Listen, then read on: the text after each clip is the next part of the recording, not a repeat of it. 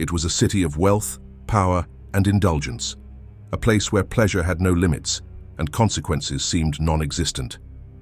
Sodom and Gomorrah stood as symbols of excess, their people believing they were untouchable. But one night changed everything. Fire fell from the sky, and in an instant, they were erased from history. But what if I told you their greatest sin wasn't what most people think? What if the true reason behind their destruction has been overlooked for centuries? Today, we are going to uncover the shocking truth about Sodom and Gomorrah. What really led to their downfall? Were they victims of a supernatural event? Or was there a natural disaster behind the fire and brimstone? And most importantly, are we repeating their mistakes today? But before we dive into the past, let's go back to where it all started, the world before Sodom was ever condemned. Before we continue, take a moment to support this channel by hitting the like button and subscribing. These stories take deep research, and your support helps keep them coming. Plus, when you subscribe and turn on notifications, you make sure you don't miss any of these powerful insights. The world was expanding, empires were rising, and trade routes connected distant lands. In the midst of this great transformation, two cities stood out. One was called Sodom, and the other Gomorrah. Their fame, however, was not due to their splendor, but to the tragic fate that awaited them. Located near the Dead Sea, these cities thrived on commerce, attracting merchants with exotic spices, precious metals, and rare fabrics. Wealth flowed freely, and with it came pride and recklessness. The pursuit of pleasure replaced principles, and justice became a forgotten relic. The people of Sodom believed they were untouchable, immune to consequences. While other cities clung to sacred traditions and moral codes, Sodom and Gomorrah rejected all restraint. Compassion was a weakness, and the poor were nothing but burdens. What once was a land of opportunity soon turned into a place of unchecked indulgence, where power and pleasure ruled above all else. Among those who arrived in the city was Lot, a man of faith who had once journeyed alongside Abraham. When given the choice of where to settle, Lot set his sights on Sodom. The promise of wealth and comfort was tempting, but he failed to see the darkness that lurked beneath the city's golden surface. As the days passed, Sodom revealed its true nature. What seemed like an oasis of prosperity was, in reality, a breeding ground for corruption. Travelers were mistreated, justice was twisted by greed, and the city's leaders thrived on deception. Lot had entered a world unlike any he had known before. Lot had barely settled in Sodom when he began to see that the city was not what it seemed.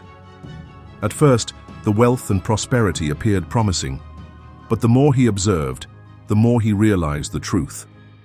Arrogance filled the streets, and outsiders were treated with suspicion or outright hostility. The people of the city lived by their own rules, disregarding anything that stood in their way. Grand feasts, endless celebrations, and a constant pursuit of pleasure became the norm. The city's markets overflowed with luxury, yet beneath the surface, greed and corruption spread like a disease. Crime flourished unchecked, and the weak had no protection. Lot had come seeking a fresh start, but what he found was a society that had abandoned every sense of morality. The laws of Sodom did not serve justice, they served the powerful. Judges were easily bribed, and the rich lived without fear of consequences. Foreigners were unwelcome, hospitality was non-existent, and mercy was viewed as a weakness. Every man sought his own gain, and those without power were left to suffer. Over time, the city's true nature became impossible to ignore. What had once seemed like a land of opportunity now revealed itself as a den of corruption. The people had become numb to evil, accepting even the most atrocious acts as normal. What had once been shocking had become routine. Lot struggled with the reality of his situation. He had chosen Sodom, but he never imagined how deep its depravity ran. He tried to remain distant, to separate himself from the darkness around him. But in a place where cruelty was entertainment, staying silent was not enough. The city no longer feared judgment, nor did it recognize any authority beyond its own desires. The people of Sodom laughed at the thought of consequences, But could they really escape them? Was there a limit to how much evil could be tolerated? Prosperity in Sodom and Gomorrah seemed endless. The streets were bustled with activity, merchants showcased rare goods, and lavish banquets stretched late into the night. Pleasure was the city's law, and indulgence had no limits. From the outside, it looked like a paradise of wealth and abundance. But those who lived there knew the truth. This was no paradise. Corruption ran through the veins of the city, seeping into its customs, laws, and hearts. Pride ruled every conversation, and anyone who opposed the ways of Sodom was ridiculed. Morality had no place there. Those who still believed in justice were mocked, while those who pursued greed and excess were celebrated. The elite walked the streets with their heads high, indifferent to the suffering around them. The poor were invisible, abandoned to struggle for survival. The divide between rich and poor widened with each passing day, but no one cared. In Sodom, power was everything, and mercy was weakness. Lot watched the city sink deeper into depravity. He had come searching for a prosperous life, but now he was trapped in a world where cruelty was a form of entertainment. He tried to keep his distance, but how could he ignore what was happening all around him? How could he pretend that this was normal? The people of Sodom were not just indifferent to right and wrong, they actively defied it. The wicked did not hide, they flaunted their actions with pride. Their arrogance knew no bounds, and their mockery of divine justice grew louder. They were untouchable, or so they thought. But everything has a limit. And whether they believed it or not, the judgment that had been held back for so long was drawing closer. Would anyone escape what was coming? Or had the fate of Sodom and Gomorrah already been sealed? Sodom had not only abandoned justice, it had turned it upside down. The law no longer protected the innocent, only those with power. The city's rulers thrived on deception, and compassion was seen as a weakness. If a stranger arrived seeking shelter, they would find nothing but cruelty. The people of Sodom took pride in their corruption, believing they were beyond the reach of any consequences. Violence was not just tolerated, it was entertainment. Travelers were not welcomed with kindness, but with humiliation. The idea of hospitality, a sacred value in many lands, had no place there. Anyone who dared to show mercy risked becoming a target themselves. In Sodom, survival belonged to the ruthless. Lot struggled to hold on to his beliefs in a place where morality was mocked. He tried to live a quiet life, avoiding conflicts, but the city was relentless. The more he resisted, the more he stood out. He had chosen Sodom, but now he questioned whether he truly belonged there. Was there any hope left for this place, or had it already crossed the point of no return? What Sodom and Gomorrah did not realize was that their reputation had reached beyond their borders. The cries of the oppressed had traveled far, rising to the heavens. And there was one man who listened, Abraham. He saw the darkness that had consumed the city, and yet he still hoped that there might be something worth saving. Abraham had heard the whispers of destruction. Sodom and Gomorrah had become infamous for their wickedness, but was there no one left in those cities who deserved mercy? With unwavering faith, he approached the divine, determined to plead for their survival. He knew judgment was coming, but perhaps it could be delayed, if only a few righteous souls remained. His voice carried a desperate hope. If there are 50 righteous people, will you spare the city? The answer came swiftly, yes. Encouraged, Abraham pressed further, 50, 30, 20. Each time the answer remained the same. If even 10 righteous people were found in Sodom, the city would be spared. But deep down, he feared the truth. The night fell upon Sodom, and the city continued as it always had, indifferent to its fate. The streets buzzed with their usual excess, unaware that their time was slipping away. While Abraham prayed for their salvation, the people of Sodom laughed in ignorance. They believed themselves untouchable, too powerful to fall. But heaven was no longer silent. The wickedness of Sodom had reached its peak, and patience had run dry. 2 strangers had already entered the city, walking unnoticed through the chaos. They were not ordinary men, though no one in Sodom knew it yet. They had come with a mission, one that would determine whether the city would be saved or destroyed. Yet the question remained, would even 10 righteous souls be found, or had Abraham's desperate plea been in vain? Night fell over Sodom, and the city was alive with its usual chaos. Laughter echoed through the streets, feasts stretched endlessly, and lawlessness ruled without restraint. But amidst the noise, 2 strangers walked unnoticed, their presence carrying an unspoken weight. They had come with a purpose, though no one in Sodom knew it yet. Lot sat near the city gate, watching the crowd with wary eyes. When he spotted the travelers, something within him stirred. Unlike the others, he still clung to the ancient law of hospitality. He rose immediately, offering them shelter before darkness could bring out the city's worst. The men hesitated, but Lot insisted. He knew the dangers that lurked in the streets at night. Inside his home, tension hung in the air. The visitors were calm, their eyes unreadable. But outside, a storm was brewing. A mob gathered, their voices rising with demands that grew more wicked by the second. The people of Sodom had no intention of letting strangers pass through unnoticed. They wanted to assert their domination, to drag the travelers into the depravity they called normal. Lot stepped outside, his heart pounding. He pleaded with the crowd, begging them to abandon their wickedness. But the response was brutal: mockery, threats, and a dangerous realization. Lot was no longer just an outsider living among them. By defending these men, he had made himself an enemy of the city. The strangers, silent until now, finally acted. With a single motion, they pulled Lot back inside and struck the mob with sudden blindness. Panic filled the streets as men stumbled in confusion, their power stripped away in an instant.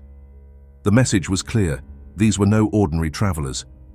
Lot barely had time to grasp what happened when the truth was revealed. The strangers spoke, their voices carrying undeniable authority. Sodom was beyond saving, and destruction was coming. The only hope left was escape. Lot and his family had one choice: leave now or perish with the city. The weight of the moment was unbearable. Everything he had built, everything he had known, was about to be eroded. But there was no room for hesitation. Dawn was approaching, and so was judgment. Sodom had sealed its own fate. The warning was clear: Sodom was doomed. There was no time left, no second chances. The visitors, now revealed as angels, urged Lot to gather his family and flee before sunrise. But hesitation gripped him. This was his home, the place he had chosen. Could he really leave it all behind? The urgency in the angels' voices shattered any doubts. They took Lot, his wife, and his daughters by the hand and led them out. The city still slept, unaware that its last night had come. Behind them, the sky began to change, as if the heavens themselves were preparing for what was about to unfold. Even as they moved away, the weight of Sodom lingered. Lot's sons-in-law had refused to come, laughing at the warning as if it were a joke. Their choice had sealed their fate. Lot wanted to look back, to hesitate just one more time, but the angels pushed him forward. There was no turning back. As they reached the outskirts, the final command came: run, do not stop, and above all, do not look back. It was a simple instruction, yet it carried more weight than anyone could understand. The destruction of Sodom was not just physical, it was a judgment, a severing of past and future. Looking back meant holding on to what had already been condemned. But then, it happened. A moment of weakness. Lot's wife, unable to let go, turned her eyes towards the city.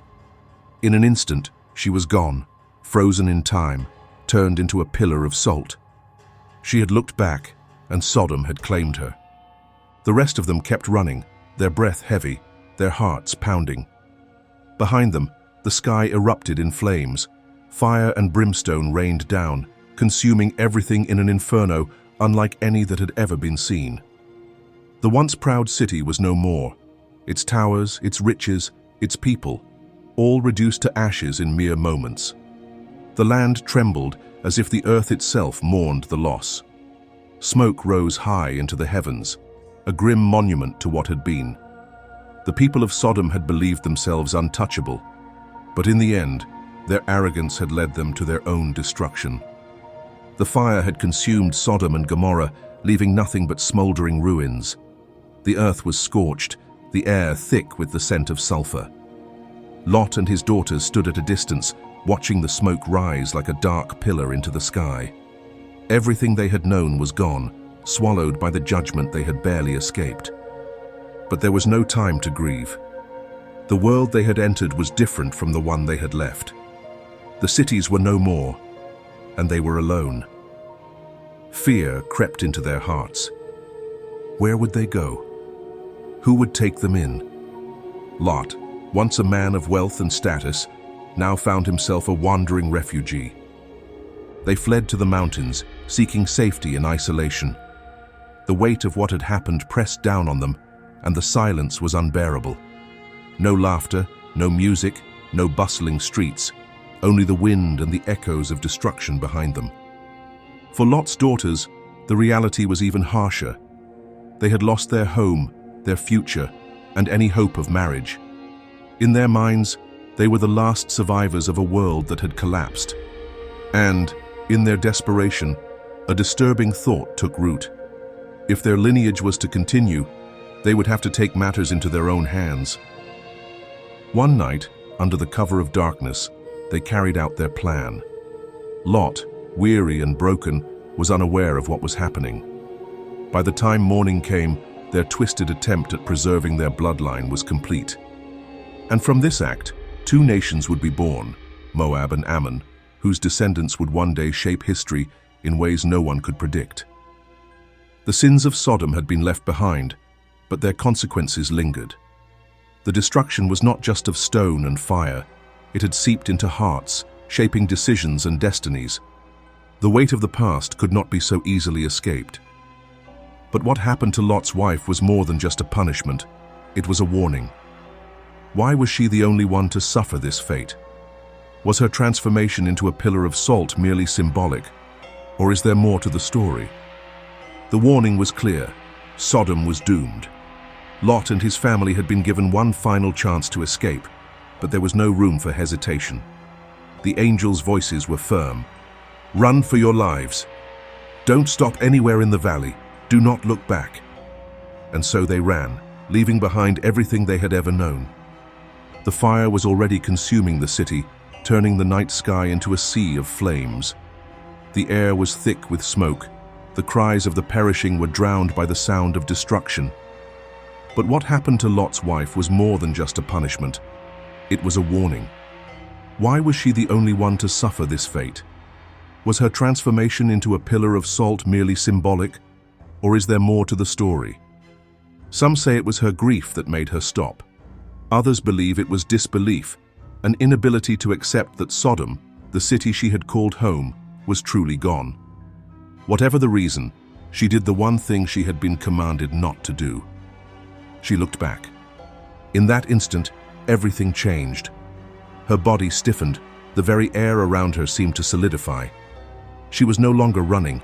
She was frozen in time, turned into a pillar of salt, forever bound to the place she refused to leave behind. Lot and his daughters kept running, unaware that she was gone. It was only after reaching safety that he turned, searching for her, only to realize she was lost forever. But was this transformation purely supernatural, or could it have been something else? The land around the Dead Sea is rich in sulfur and mineral deposits, and some believe that she may have been caught in the falling fire, her body instantly covered by layers of salt and ash. Even today, a lone pillar of salt stands near the region, an early reminder of her fate. Some call it Lot's wife, a chilling monument to hesitation, forever staring back at a world that no longer exists. But the most powerful meaning behind its story is what it presents. Jesus himself warned in Luke 17:32, "Remember Lot's wife." He wasn't just recalling an old event, he was making a point about the future. He compared the destruction of Sodom to the end times, saying that just as people were eating, drinking, and carrying on as if nothing would happen, destruction came in an instant. Lot's wife did not perish because of fire. She was not struck down by an angel.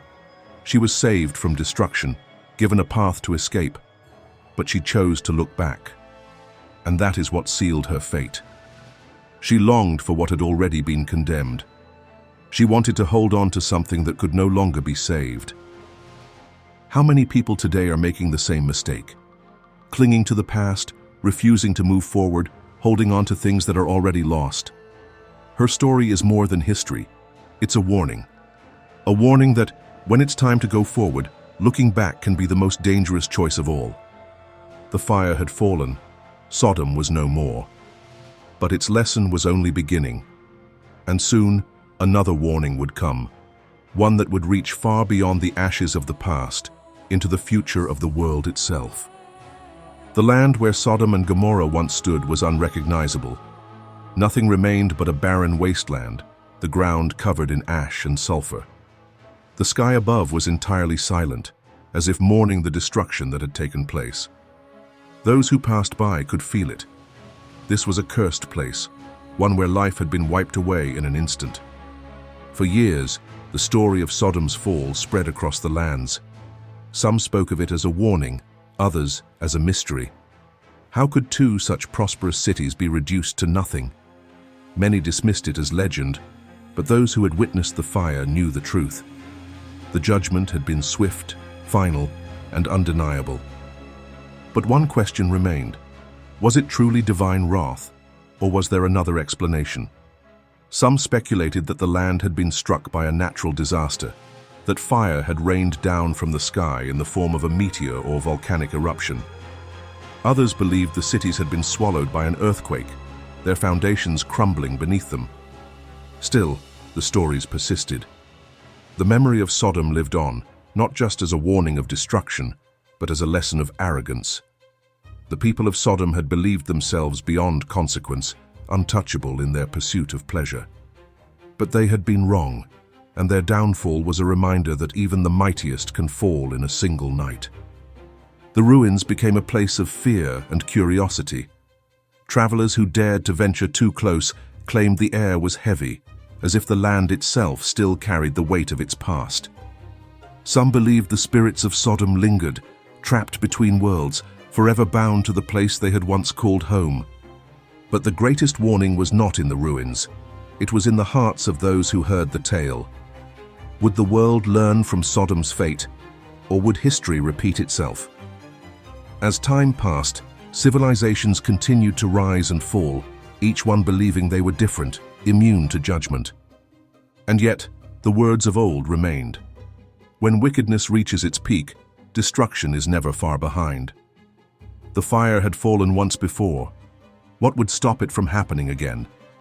The story of Sodom and Gomorrah was far from over. Though the cities had been reduced to nothing but ash, their legacy continued through the generations that followed. The destruction had been absolute, but some of its survivors carried more than just memories. They carried the consequences of what had been done. Among them were Lot and his daughters, who had escaped into the mountains. They had witnessed the fire, felt the earth tremble beneath them, and watched their home vanish in a single night. But while their bodies had been spared, their minds were still trapped in the past. The sins of Sodom had not been left behind as easily as the burning city. Alone and isolated, Lot's daughters believed they were the last of their kind. The world, as they knew it, had been destroyed, and they saw no future ahead. Desperation clouded their judgment, and they made a decision that would forever shape history. If they could not find men to continue their bloodline, they would take matters into their own hands. One by one, they carried out their plan, ensuring their father never knew what had happened. When the sun rose, their fate was sealed. From them came two nations, Moab and Ammon, whose people would one day play pivotal roles in conflicts with Israel.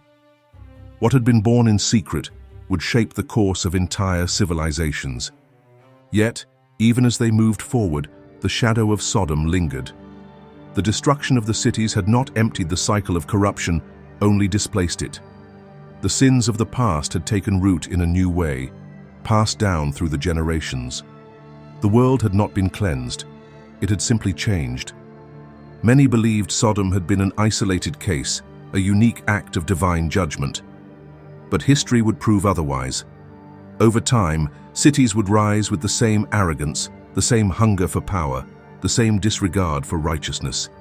And just like Sodom, they would fall, one by one. What happened once could happen again. The ashes of Sodom had settled, but its lesson had not been learned. The fire may have died, but the warning still echoed through time. The destruction of Sodom and Gomorrah was not an isolated event. Though their fall was the most infamous, they were not the only cities to be wiped from existence. Ancient texts suggest that other settlements in the same region met similar fates, consumed by fire and reduced to barren land. Their names may have faded, but their end was just as severe. Some believed these lost cities were merely collateral damage, swallowed by the same divine judgment that consumed Sodom. Others speculated that they were just as guilty, their sins hidden in the shadows of history. Whatever the truth, their remains were buried under layers of time, leaving behind only whispers of their existence. The land itself bore the scars of what happened. Travelers who passed through the region described a place where nothing grew, where the air was thick with the memory of death. Even centuries later, the area around the Dead Sea was marked by desolation, as if the earth itself refused to forget what had once stood there. Stories spread of strange formations, of ruined pillars that some claimed were the remnants of those who had perished in the fire. Some pointed to a lone, eroded column and called it Lot's wife, forever frozen as a warning to those who dared to look back. Whether truth or legend, the land still carried the weight of its past. But even as time erased the physical remains, the warning of Sodom lived on. Kingdoms rose and fell, each one believing they were different, immune to the failings of those who had come before. They built their cities taller, their walls stronger, convinced that their power would last forever. Yet, the pattern repeated itself. Whenever arrogance and corruption reached their peak, destruction followed. Whether through war, famine, or catastrophe, the proud always met their downfall. Sodom had burned, but its lesson had never truly been learned. The story of Sodom did not end with its destruction. While the fire had eroded the city from the earth, its name lived on, carried through the pages of history. But what was the real lesson left behind? Was it merely a tale of punishment, or was there something deeper hidden within the ashes? Centuries later, the Bible spoke of Sodom again, but in a way few expected. In the book of Ezekiel, the sins of the city were laid bare, not just in their immoral acts, but in their arrogance, greed, and lack of compassion. They had abundance, yet they refused to help the poor. They had power, yet they used it to oppress. Their destruction was not simply about wickedness, it was about a society that had turned its back on justice. This revelation changed everything. Sodom was not just a city of corruption, it was a symbol of what happens when a people grow too proud, too indulgent, and too blind to their own downfall. It was a warning that stretched beyond time, reaching out to every civilization that came after. Even Jesus himself spoke of Sodom, using its fate as a reminder that some judgments are even greater. He compared its destruction to the final days, when those who refused to listen would face consequences far beyond fire and brimstone.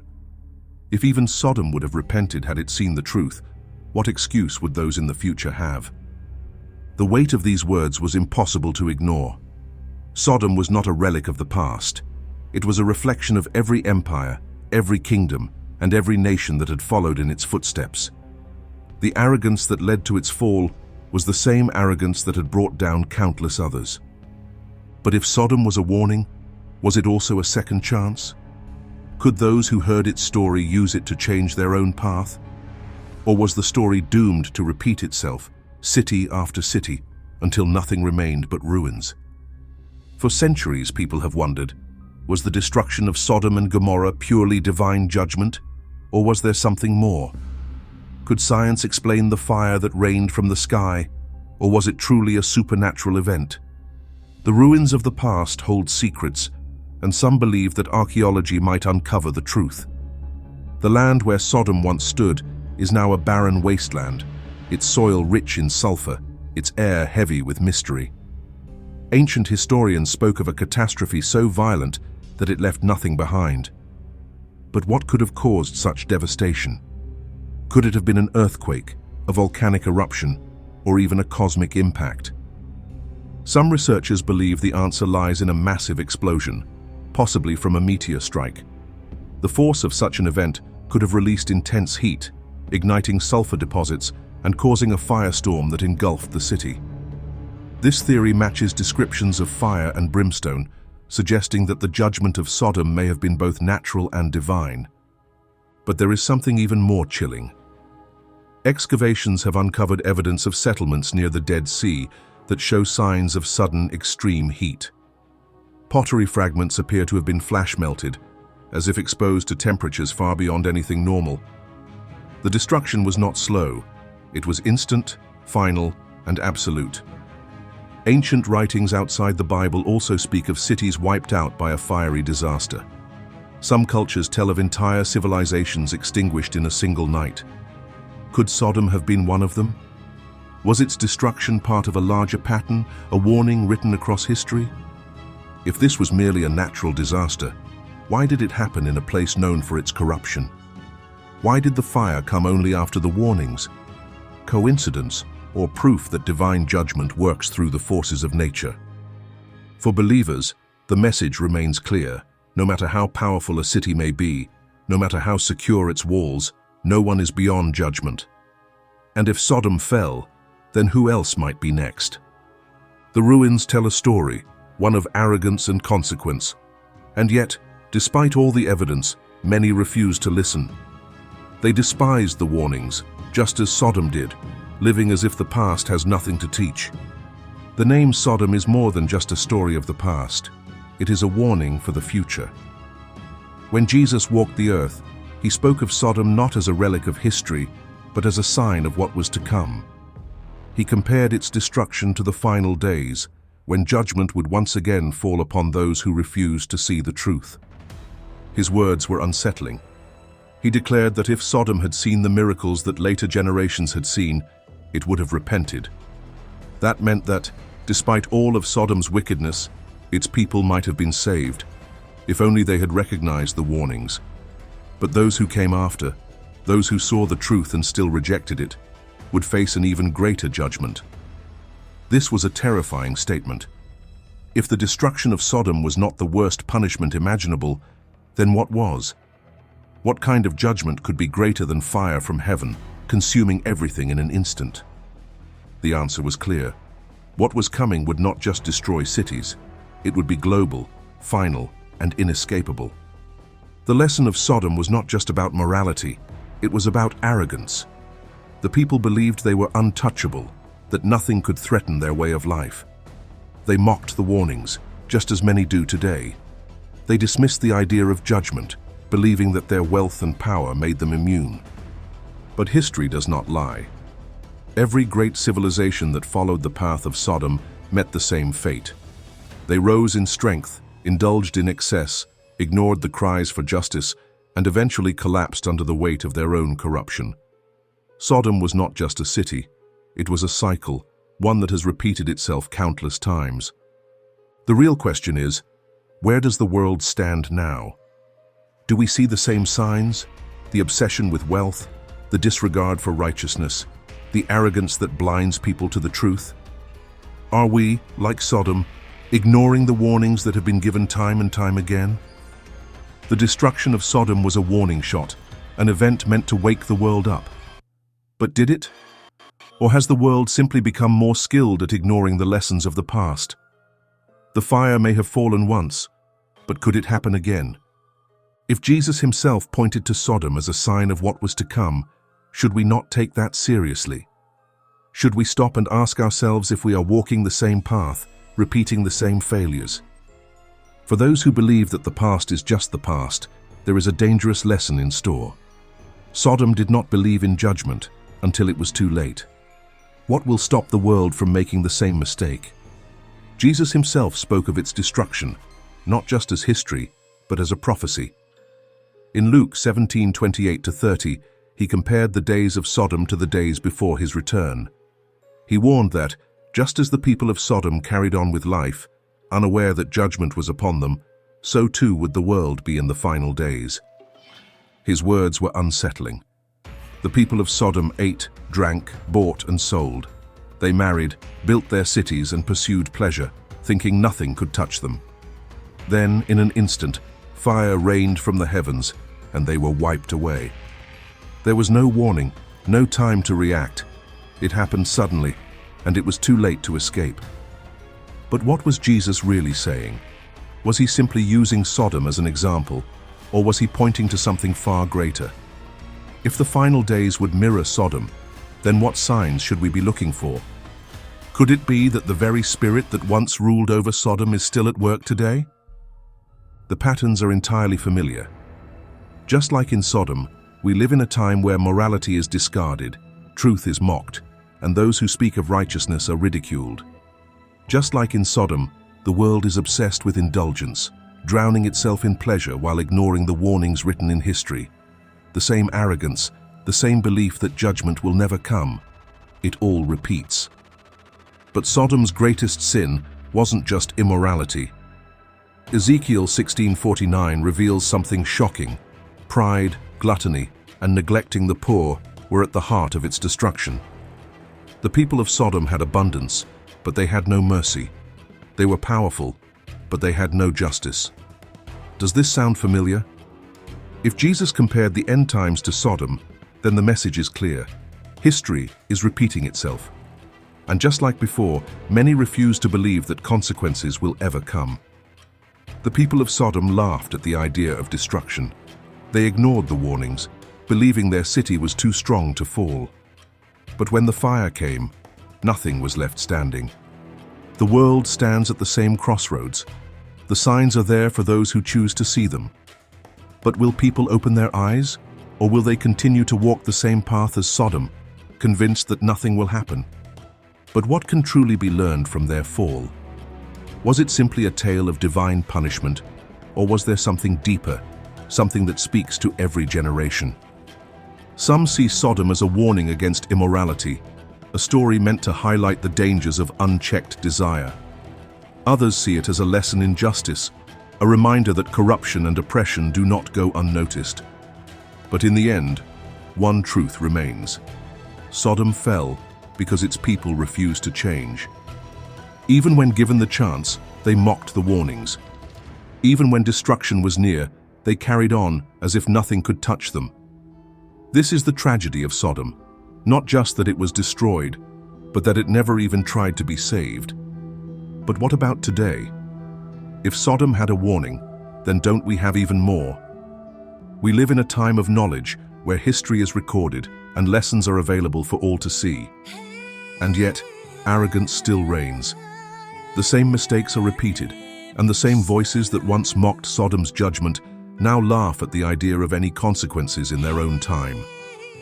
If history has taught anything, it is that no city, no kingdom, and no nation is beyond collapse.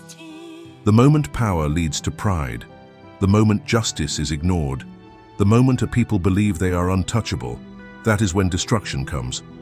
But does it have to be this way? Does the story of Sodom have to repeat itself, or can it serve as a turning point? If the people of Sodom had chosen differently, would they have been spared? If the world today chose differently, could it avoid the same fate? This is the real message hidden within the ashes of Sodom. Not just that judgment is inevitable, but that it is also avoidable. The warnings were given, but they were ignored. The chance for change was there, but it was wasted. And in the end, the fire came. But here's the question that remains. If the fire were to fall again, would anyone be able to say they hadn't seen it coming? Would anyone be able to claim that they weren't warned? Because if the fall of Sodom teaches anything, it is this: ignoring history does not erase its consequences. The story of Sodom is not just a tale of destruction, it is a mirror reflecting the fate of those who refuse to change. We've seen how arrogance, corruption, and the rejection of truth led to fire raging from the heavens. But if history repeats itself, then the real question is, are we walking the same path? If you had been there, would you have listened to the warnings, or would you have dismissed them like the people of Sodom did? And if judgment were to come again, would anyone truly be ready? Now, I want to hear from you.